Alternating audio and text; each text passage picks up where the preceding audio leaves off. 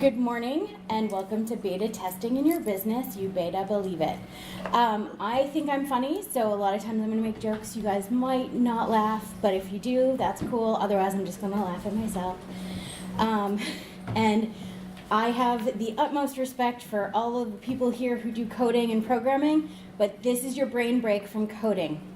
So we will not be figuring out how to program things. I don't have any of the black screens with the words and symbols because that's not something I do. All right, so hello, I'm Jacki Jacobs. I am a personal brand photographer, which means I work with small businesses to tell their brand stories through images. I work with a lot of small businesses, so I know all about different aspects of running a small business. I'm also a video game designer and a business owner. You can find me at JackiJacobsphotography.com if you need to communicate with me at any point. Or, go to the website, JackiJacobsphotography.com. All right, so the first thing I'm going to tell you is I'm not a programmer, but I do occasionally dress like one, or at least what I think they look like based on my husband's wardrobe. So I do understand a little bit about programming, but I don't do it myself. So if you're asking me something about a code or how to notate something in code, I'm not going to know if I even referred to that correctly. Second, I'm not a manatee, but I do occasionally dress like one, and I swim with them on a regular basis as a process of overcoming fears. So speaking to you guys all today is also overcoming my fear of public speaking. I force myself to do these things to get better at doing these things. But what qualifies me to talk to you all today? Well, I'm married to a programmer. He's the one with my phone over there. I promise he does not have a mint green glitter phone.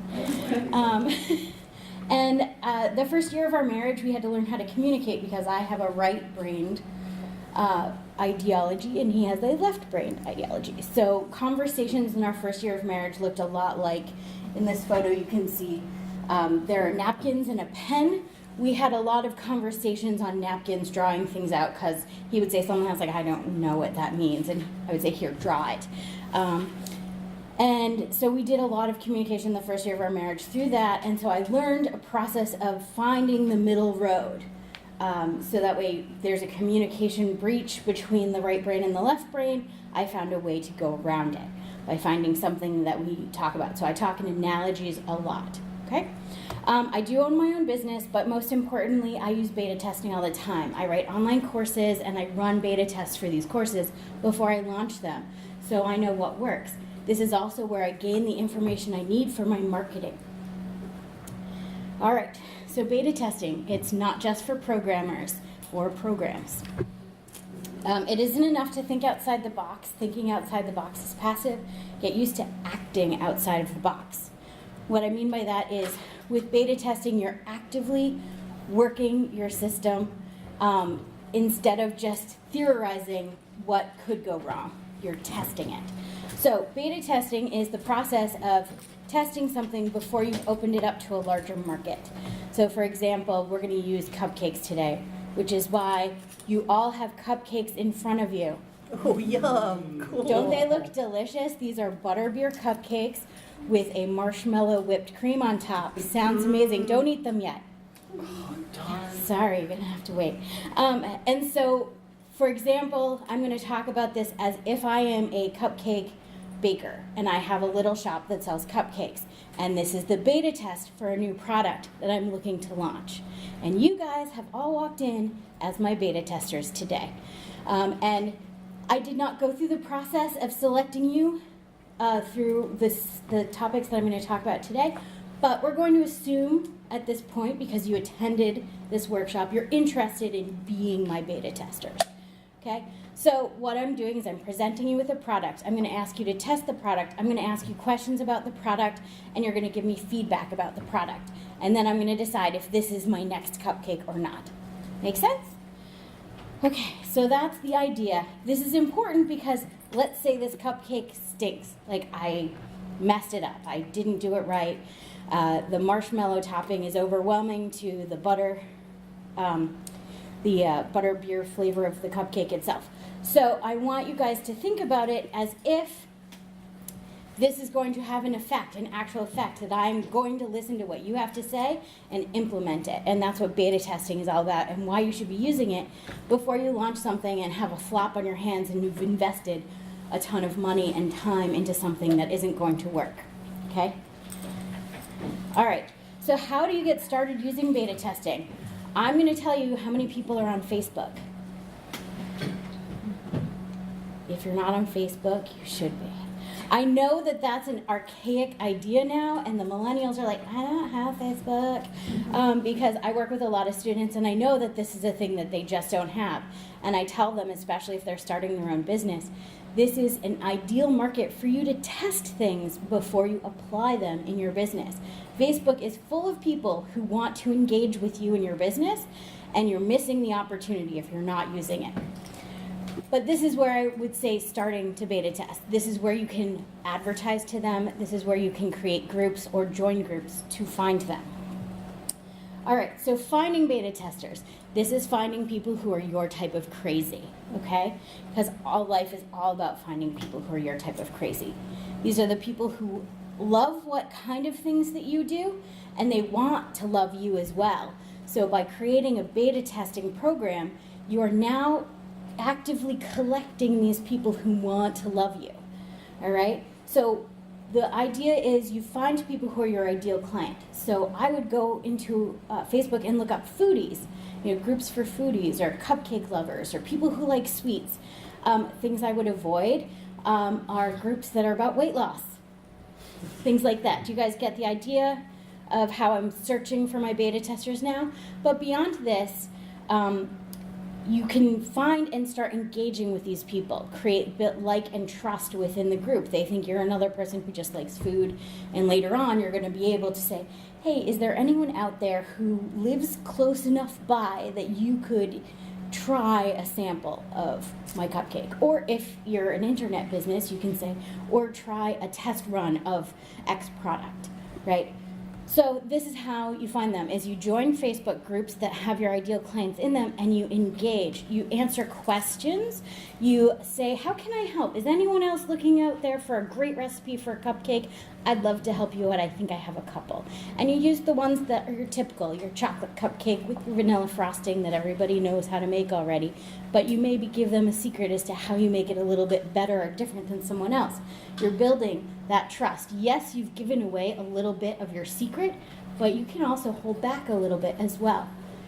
Because if you give them enough information, they're going to start to like and trust you. All right. The next thing you're going to want to do to find these people is create an ad. And I would say use 2 ads at the same time. So one is photo driven and one is video driven or text driven.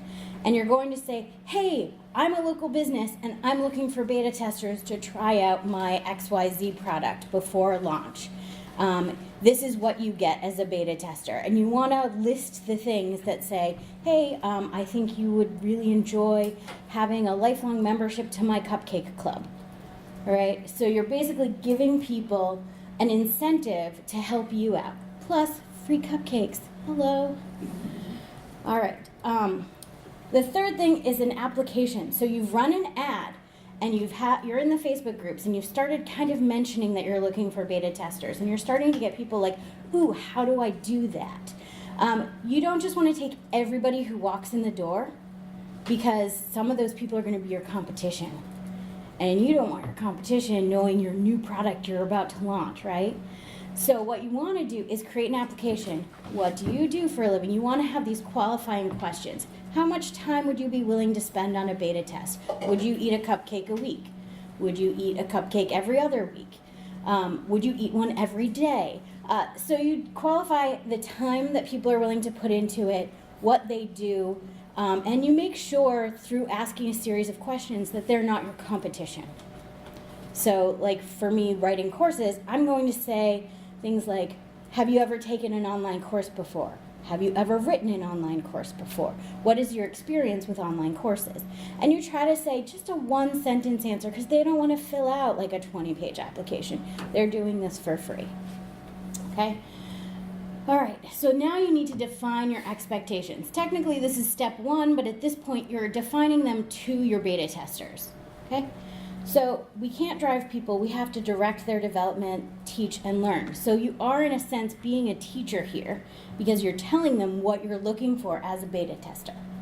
So you're saying, all right, I expect that you'll eat one cupcake a week. Be realistic, these people are not going to want to spend all of their free time testing your product or service, okay? So at this point, if they agree to one cupcake a week, or if they agree to, you know, whatever terms you lay out, then that's a check in the yes box for them, right? So you want to be realistic with your expectations, and you want to clearly define them when they're applying for your beta testing program. The next is to communicate these expectations. You can do this through email, or what I'll get to in a few minutes is I'll talk about creating a place for all of your beta testers to be, to find out information where you only have to post it once instead of 10 times, or sending 20 emails, okay? And the next one is you want to have a track to measure. So this is creating forms, and you can do this in Canva. Do you guys know Canva? Mm-hmm. It's really, really easy to use. It's a free program. You can do it on your computer. And they have preset, like, worksheets already. Yes? Can you spell that? CANVA.com. Thank you. It's like a professional graphics program. It really is, but they do all the work for you, and Yeah. you just change, like, an image or the wording around. There's a free version of it. Yeah. It's really good. Excellent. And the paid version includes some stock images, I think, is Yeah. the main difference, or different professionally made graphics. But you can create these forms through there. You can do it through Google Forms. You can create a form on your website to gather this information. So this would be the information. Is it too sweet? Is it, you know, the right, I'm going to say the word moist, ladies, I'm sorry. Is it moist enough? So you want to think about these qualifiers when you're taste testing the cupcake. And you want to think about what they're going to give you as response, but you also want to give them an open-ended area, because this is where you're going to get comments that you can use to market your product. Okay, so this is where people are going to be like, oh my God, it melted in my mouth, it was heaven. Doesn't that sound like something you'd want to use in your advertising? Clients say that this cupcake is like heaven in their mouths. So you gather this information, and they've already agreed by filling out the application that you can use their comments in your marketing. Okay? And so you can measure this expectation. So let's say I want to know if this is a good cupcake. I want to know if it's too sweet. You figure out the things you want to know about it. Those become your goals. You create your forms that you have your beta testers fill out around your goals, and from there we move on to the keeping track of this information. Now, SurveyMonkey, do you guys know this? You can use SurveyMonkey for free for 100 responses to a single thing. So if you keep your beta testers under 100, you can send out a survey every week. That's one of those forms. And the nice thing about it is SurveyMonkey will keep that data for you. So you don't have to find a place, you don't have to create a spreadsheet, it's all there. Okay. There's no such thing as failure, there are only results. So if this cupcake that you guys are about to taste for me flops, you guys will be telling me what about it is a failure, right? So instead of looking at it as if I am the worst cupcake maker in the world, I should just throw in the towel right now, I'm asking for qualitative reasoning why you didn't like it, okay? So I get results from the marketing. All right, so the way to organize some of this information, you want to create a Facebook group for your participants, your beta testers. You can do it through Facebook. I find that's easiest because that's where I'm doing most of my research anyway. That's where I'm looking for my beta testers anyway. So creating a Facebook group, I know they know how to use it because that's where I found them, right? So the other thing you can do is, I know forums are big with you guys who are programmers, forums, yay, game boomers, etc. That's the only one I'm aware of. I'm sorry. But, you know, you can create forums. Reddit, I believe, also is forum-based, right? I'm sorry, I don't know. But you could create forums if that is something that's more in your wheelhouse than Facebook is, right?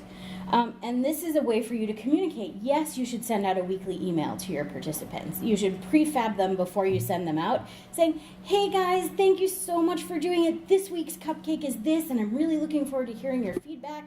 This is the story behind the cupcake and how it came to be, and this is your sample. Your sample will be arriving in the mail tomorrow morning. Thank you so much for participating. Let me know if you have any questions or comments. I'm always here to answer them. And then you need to be always there to answer them. Okay? So that's how you create the group. And you want to give it a group feel, because sometimes the stuff you learn isn't from the forms you've put out there. It isn't from the participants having a conversation with you, but it's from them having conversations with each other. Because they'll be like, there was something about the cupcake, I just can't put my finger on it, but it was like a licorice taste maybe. Oh, was it anise? I think it might be anise. Anise is a herb that tastes like licorice. So people might say, oh yeah, it was a little too strong. And because of that conversation that happened outside of what I've asked them for, but I can still see it, I now know I need to pull back on the amount of anise that I'm putting in that cupcake recipe. Does that make sense? So you can learn just as much from observation as you can from the questions that you ask specifically around your goals. Okay? And you want to make sure you're communicating with them as well, so they feel comfortable coming to you and saying, I really didn't like this. I felt it was too salty, or it was too dense, or it was too dry. You want them to be able to bring their concerns to you and not feel like they're judging you. Okay?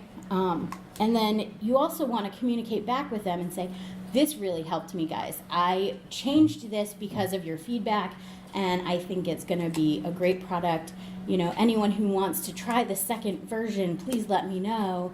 I'll get that off to you right away. You want to let them know that they're helping you, because if they don't feel appreciated, they're doing this for free. They're just going to disappear.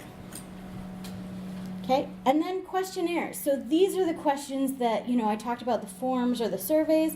These questions are going to be to get specifically targeted. You know, what ingredients do you think that I used here? And see if they can break that down for you.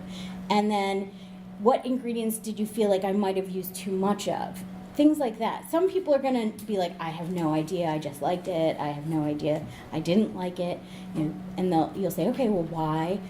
You have follow-up questions, but you also try to acknowledge that they might be educated in the product that you're putting out there, because they're going to feel more engaged and more involved, and they're going to want to give you as much information as they can, especially if those cupcakes keep coming.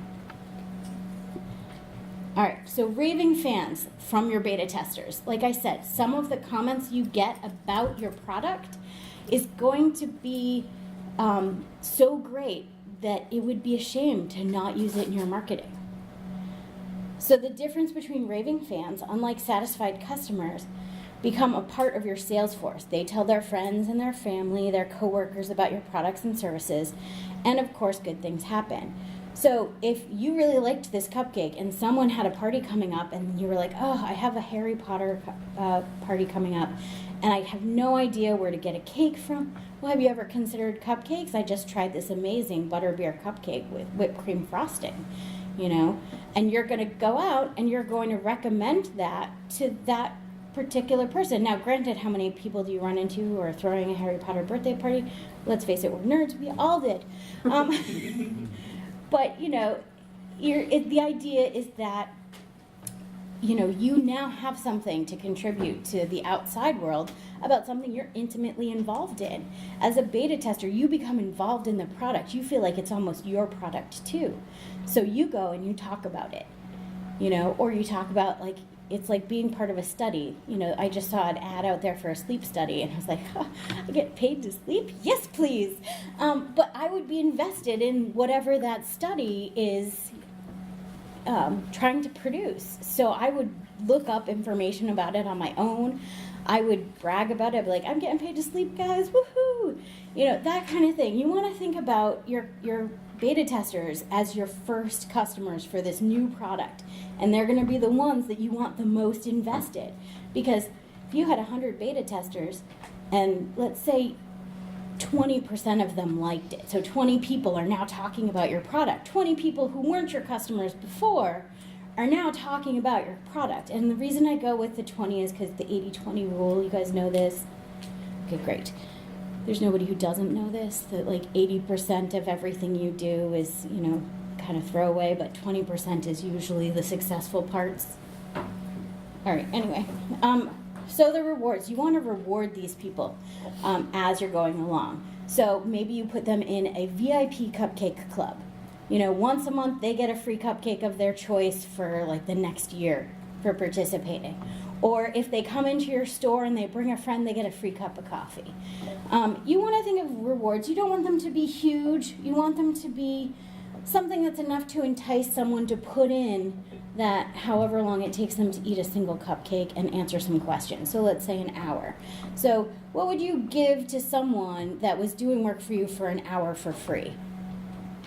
Think about it that way. Or what about this product that they are probably going to like, if not love, by the end, can you give them? Say, okay, so now that you've completed the project and you've met all of my expectations and you've filled out your sheets every week, I'm going to reward you with a box full of cupcakes. You want to give them something back. And it doesn't have to be a high cost to you. Sometimes it could just be like a dumbed down version of your recipe so they can recreate something similar to it at home.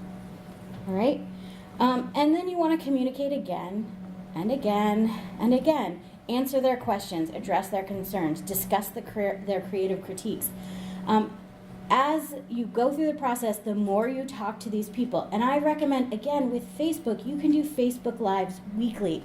Be like, hey guys, I'm here. I'm ready to hear what you guys have to say about the cupcakes, you know, or if you have any other concerns or if you're curious about other products, I'm here to answer whatever questions you might have. Hey, you might just want to hear about why I created this, and then the person launches into a story about how they love Harry Potter movies and they went to Harry Potter World and had a butterbeer and thought it was the best thing ever and said, I could make this into a cupcake really easy and that would be highly marketable to the nerd audience.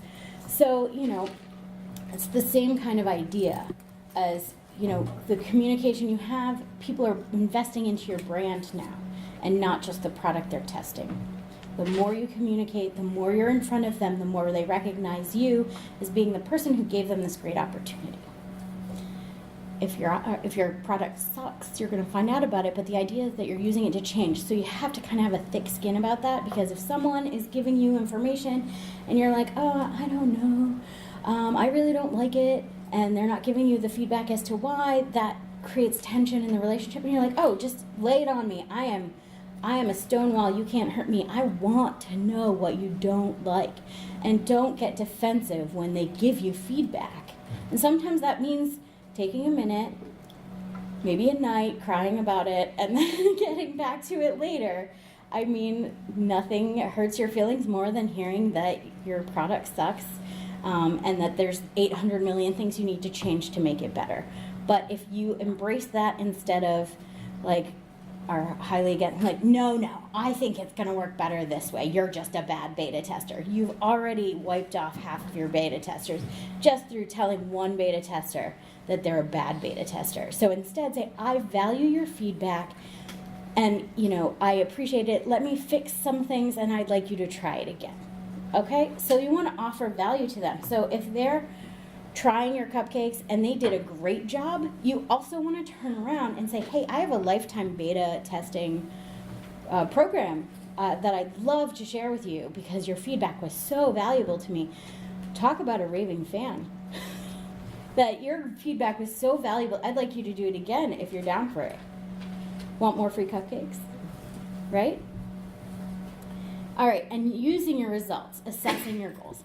So here, did you want that picture? Yeah, I did. There you go. Sorry. No worries. So you want to use your results and look at your goals that you laid out before the project began. Is your cupcake too sweet? Did your testers say that it was too sweet? If so, how can you change that? And you might ask them, like, how do you think you might change it, especially if they're a baker? Do you guys bake? This might have been one of the qualifying questions. Are you a baker? Do you bake cupcakes? How often do you bake them? Do you bake them from a box or do you bake them from scratch? These are all questions that qualify.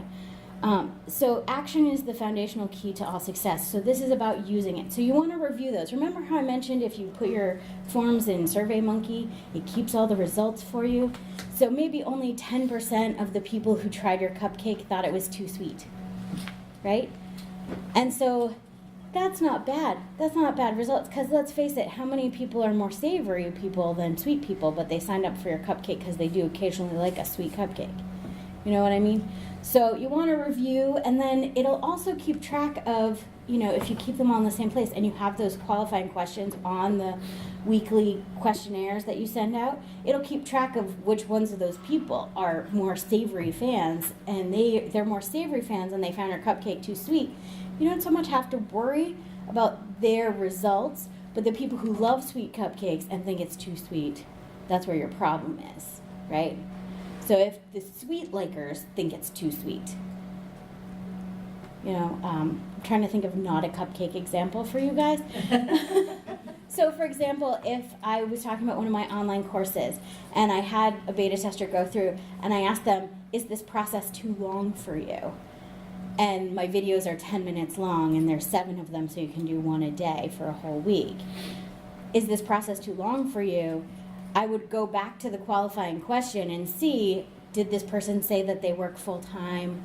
Did this person say that, they're in school full-time? Did this person say what their challenges were around time?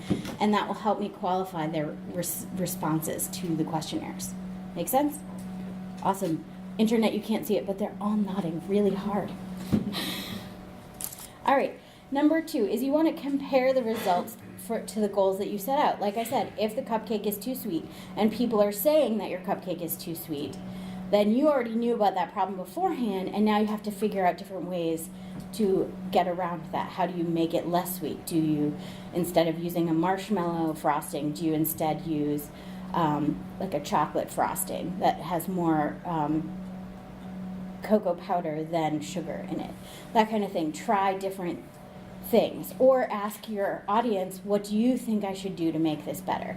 So you're going to look at the results and you're going to come up with your results versus your goals, and if they match, great, or if they solve the problem, great. Is that my 10-minute warning? Okay. All right, and then you make changes, because if you did this beta testing and you gave away all this free stuff and you gave people early access and you don't make changes, who is that screwing over? It's not the cupcake eaters, right? It's you, because you decided to be stubborn and prideful and pig-headed, and you didn't listen to what your audience is saying. So you need to make those changes in order for you to get value out of your beta testing. I know there's a lot of people who say, oh yeah, I beta tested it. Yeah, what were your results? If you didn't change anything after the results came in, do you have the proof to support that you didn't need to change anything? Or did you just want to have the information so when someone said, oh, what were the beta test results? You could say, oh yeah, I beta tested.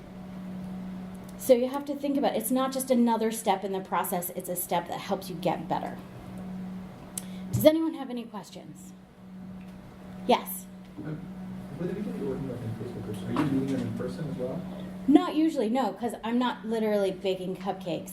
I'm testing online programs. So I'm sending them to my Teachable site, letting them test the product, and then weekly I'm meeting with them online to say, hey guys, did you have any trouble with the content this week? Or do you have any feedback for me? Was the structure good for you? Was the information everything you expected it to be? Was it more than what you expected it to be? Are you taking the action steps? Sorry. I guess I was curious about whether, like, you talk about things to kind of tie the beta testers to you and like make them more Yes. loyal. Like, do you find, have you ever met customers in person? And do you Oh find God, that yeah. I makes a mean, difference when in I their first plan on putting together the beta test, like for an online course, I teach it in person first. I get a small group of local people together. I'm like, who wants to learn about Instagram? And does that affect their loyalty to the program? Meeting in person? Some people, it depends on if the people implement it or not. Some people just take the class because they think Instagram's important for their business, but they don't actually apply the steps. And so if they're not applying the steps, it's not valuable. And so the other side of that is, do people feel like they have an investment in it?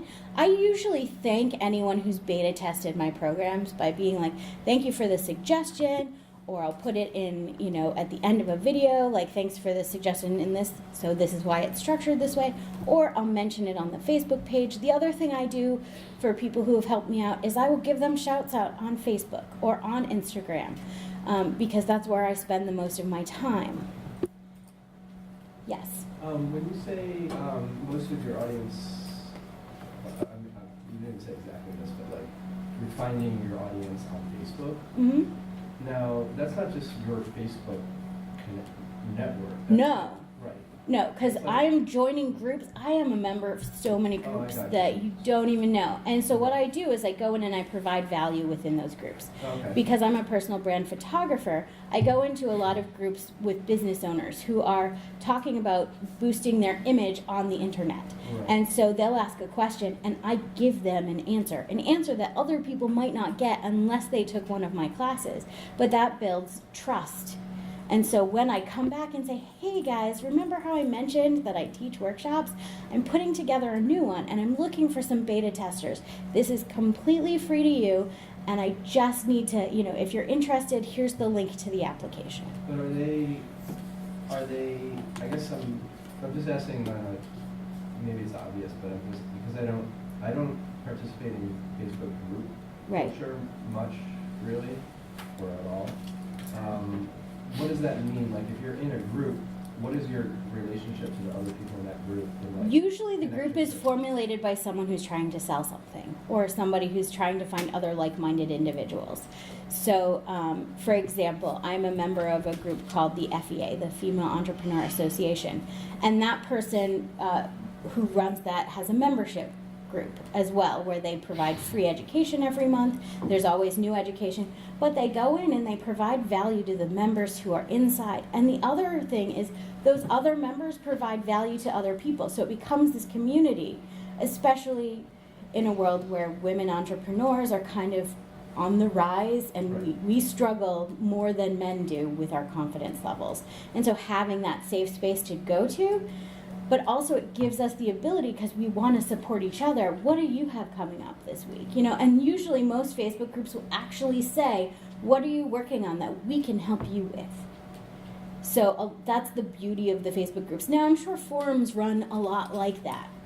And you can, like, people will start a thread. Is it Query? The one where you ask Quora, yeah, and you can go in and ask questions. This is another great place to find potential beta testers, because you go in and you answer as many questions as you can about your specific field. People start seeing you as the expert, and then you can go in and say, if you'd like to learn more about this, you should check out this thing that I do. Right. Or I'm running a beta test for this product that I'm looking to launch based on this question I just answered. Yes. What do you do when all or a significant number of your beta testers just like fall by the wayside? Then you failed somewhere along the way. So yes, they are busy, but if you hired 100 people, and I say hired lightly because you're giving them cupcakes in exchange for information, and that is greatly more valuable than the cupcakes themselves. But because you're not paying them, they have to want to stay engaged. So you have to do things to help them stay engaged. I am also a bad beta tester sometimes. Like if I'm beta testing another woman's course, and it might take me a while to get to, but I mean, as you happen to personally know, I'm not always in Massachusetts. So sometimes I'm in Florida, and sometimes I'm here, and I don't always know enough in advance to give people warning about that. And it's hard to keep things on a regular schedule when I have that. So I will include that if I'm going to advertise, or if I'm going to say that I'm willing to be a beta tester. I will say, I'm going to have a hard time keeping the schedule. I apologize, but if you would like, I am still willing to give you that information. Or if someone does happen to fall behind, you can just give them a gentle nudge and be like, I haven't heard from you, and I really, really value the information that you provide for me. So would you mind like hopping on a video chat with me face to face? So you're giving them your time in exchange for their time. Zoom, for those of you who don't use video chat, Zoom is a great one because you can also record your sessions and save them for later. Any other questions? Yes. Do you find any value specifically on this subject in Instagram as a platform? Yeah. Instagram is my jam. Yeah, so through Instagram, instead of, most people, when they follow people on Instagram, they're following brands rather than people, or influencers, which is kind of a new term, but those are the people who are wearing specific brands or using specific brands. So you do have that ability. You can put a link to your beta testing application as the link in your profile. You can say, hey guys, I'm getting ready to run a beta test. Hashtags are your key to gaining the right people in this particular case. So you want to research the hashtags that you're going to use when you advertise that you have a beta test opportunity coming up. About the story, how you can like swipe up and have. You have to have 10,000 followers in order to get the swipe up option. Anyone in here have 10,000 followers? Yeah, I'm not going to mention it then. The other thing that I do recommend is, let's say you have 3 potential beta tests happening at once. Create a separate page on your website that is just the links to those applications, and then you can put the link in your bio to that page. So let's say you have a beta test going on for your course in branding and your course in website design and your course in Instagram. You could have links that are just buttons that click directly to those applications. Yes? How do you decide for yourself when you're out of beta? Usually you have the information you need to base the product. When you have the information, you got the comments for your marketing, when you feel like it's the best version of your product. If you're not sure, run a second beta test. I mean, you could stall forever in beta testing if you aren't careful. So rather than stalling, hopefully your beta testers will be actively involved because you're actively involved with them. Make sure you're setting aside that time to do your side of it as well. Yes? What about charging for the beta test? I don't typically charge for my beta tests. So the first time I ever used what I consider a beta test was when I ran my Instagram workshop for WBOA. They charged for the workshop, so they charged a set fee. I did the workshop for free because I knew I was collecting information. I made sure at the end of the workshop I had questionnaires that answered my specific questions about what worked and what didn't. Yes? Once you're post-beta and you feel pretty confident in your offering, do you have suggestions on how to engage those pre-launch beta folks so they don't, Yeah. Share a link, say, hey guys, here's the link. I'm so excited this product is coming out. I'd love you all there for the live launch. Do a live Facebook video where all of them kind of come on and watch with you. Give them shout outs on that video. Say, hey guys, I just want to say, oh my gosh, I love all of my beta testers who are here with me tonight. Give me a little like or a wave or a thumbs up or something, guys. Just let me know you're here. Awesome, I love you guys, you're so great.